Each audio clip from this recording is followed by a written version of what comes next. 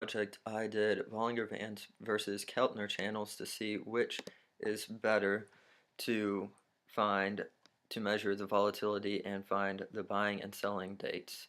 And they are both technical overlays. Technical overlays are market indicators that can be laid on top of the price graph because they have a similar scale.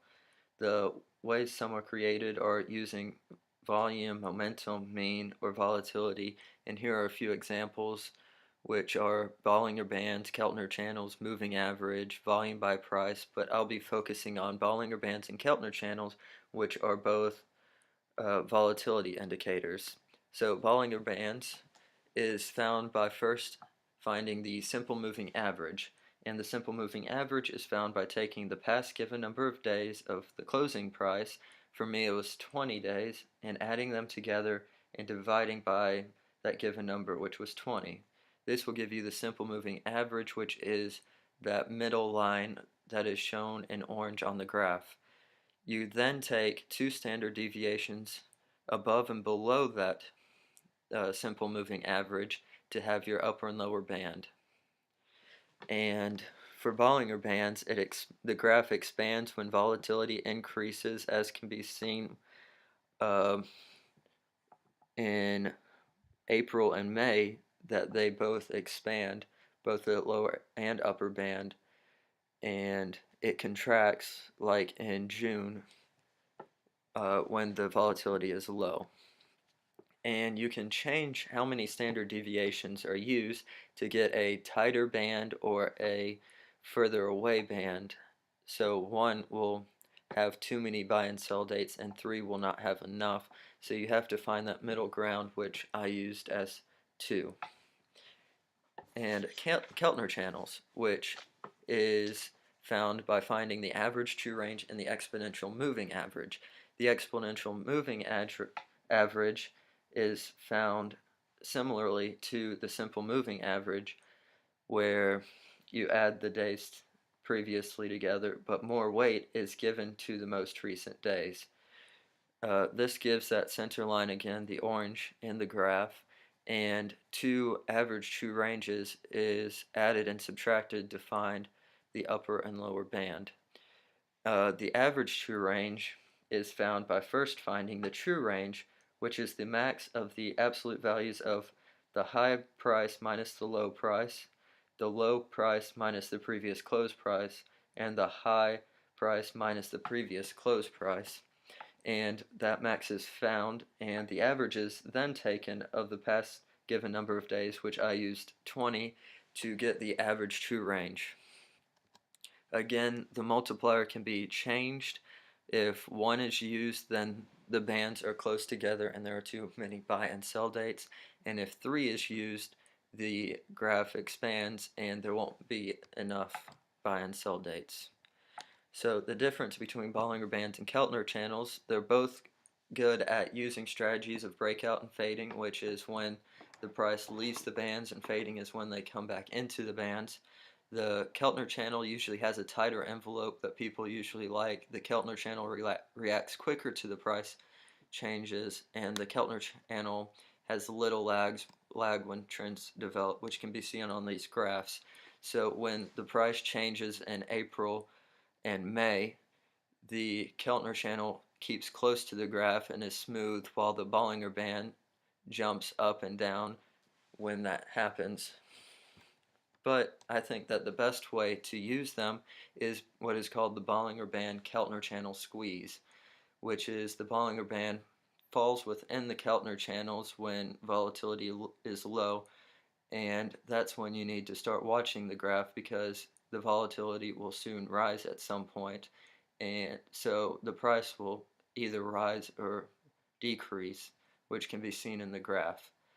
At the first square, the price contracts and then the price drops when the Bollinger Band escapes the Keltner Band, while the second time, when the Bollinger Band escapes the Keltner channel, the price jumps up. So I think that this is a better way of using the Bollinger Band and the Keltner channel.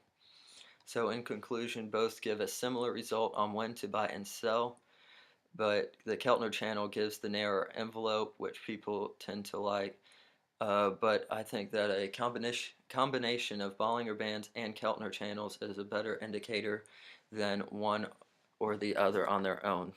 So I have my code, which is seen here, and as you can see, there's different variables at the beginning of the test run which can be modified to get different results. You can change the date to have different start and end dates. The symbol can be changed to whatever it is. The indicator can be changed, the different windows and multipliers, and based off of that, the graph is shown to indicate. So right now I have Bollinger Band of IBM in 2005 with a number of standard deviations of 2 and a window of 20, which can be seen by having right here. And this is the graph that is produced when those variables are entered in. And it can be also changed based off of, so I can change this to Keltner band for Apple, and the multiplier can be 3, and all those things can be changed simply and the results will be different. So this would be the Keltner band in 2005 of the graph of Apple in 2005. And both can be also displayed at the same time to show the squeeze, which can be done by indicating both an IBM multiplier back to 2,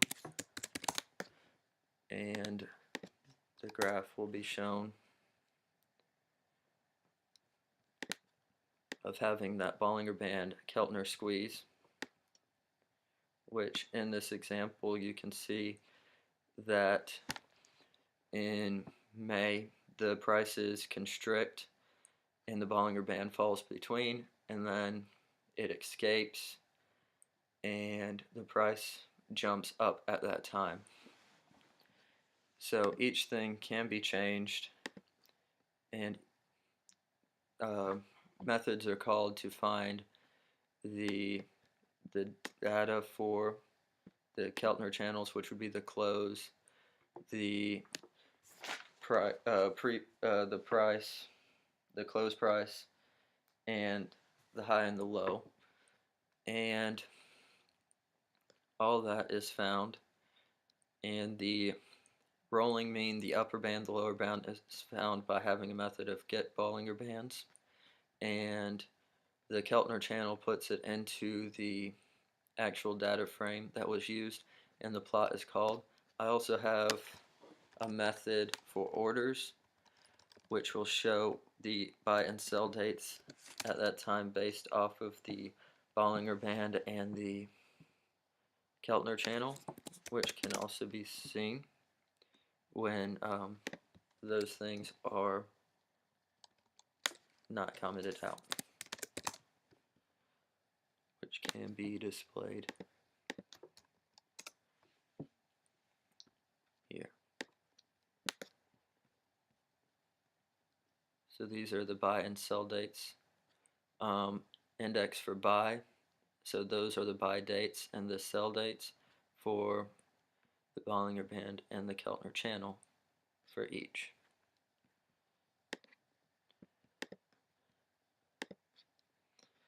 So that is my project.